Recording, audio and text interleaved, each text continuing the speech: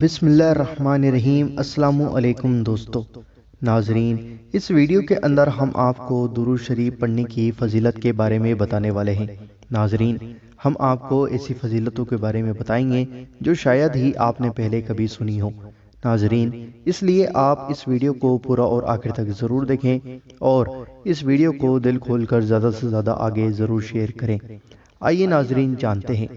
پہلا، جو کوئی ایک بار درود شریف پڑھتا ہے تو اس کے درود سے ایک پرندہ پیدا ہوتا ہے جس کے 70,000 بازو ہیں، ہر بازو میں 70,000 پر ہیں، ہر پر میں 70,000 چہرے ہیں، ہر چہرے میں 70,000 منہ ہیں، ہر منہ میں 70,000 زبان ہیں، اور وہ ہر زبان سے 70,000 بولیوں میں رب کی تسبیح پڑھتا ہے، اور ان تمام تسبیحوں کا ثواب اس پڑھنے والے کے نامہ اعمال میں لکھا جاتا ہے۔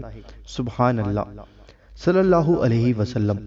دوسرا، جو نبی پر ایک بار درود شریف پڑھے گا تو مولا تعالیٰ اس پر 10 رحمتیں نازل فرمائے گا اور اس کے 10 گناہ مٹا دے گا اور اس کے 10 درجے بلند کر دے گا۔ اور دوسری روایت میں آتا ہے کہ مولا اور اس کے فرشتے اس پر 70 مرتبہ درود پڑھتے ہیں۔ سبحان اللہ۔ تیسرا، جو روزانہ 100 بار نبی کریم صلی اللہ تعالیٰ علیہ وآلہ وسلم پر درود شریف پڑھے اور شہادت کی تمنا رکھے تو وہ شہید مرے گا۔ سبحان اللہ۔ چوتھا، جو کوئی دن بھر میں 1000 مرتبہ درود پڑھے گا تو وہ اس وقت تک نہیں مرے گا جب تک کہ وہ اپنی جگہ جنت میں نہ دیکھ لے۔ سبحان اللہ۔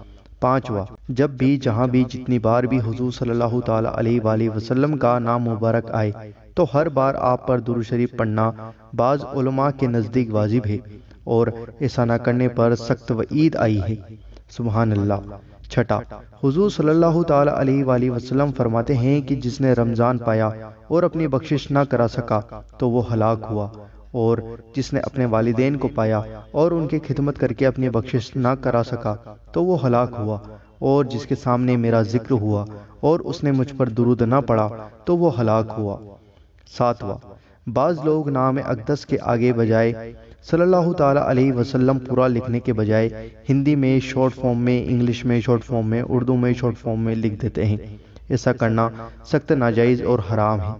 آٹھواں، حضور صلی اللہ تعالیٰ علیہ وآلہ وسلم فرماتے ہیں کہ جس نے میرے نام کے ساتھ درود پاک لکھا تو جب تک وہ وہاں لکھا رہے گا فرشتے اس کے لیے مغفرت کی دعا کرتے رہیں گے اور اس کا ثواب جاری رہے گا۔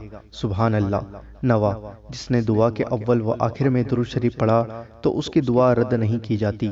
سبحان اللہ۔ دسواں، جس نے درود شریف کو ہی اپنا وظیفہ بنا لیا تو یہ اس کی دنیا اور آخرت کے لیے تنہا کافی ہے اور اس کو کسی دوسرے وظیفے کی ضرورت نہیں ہے۔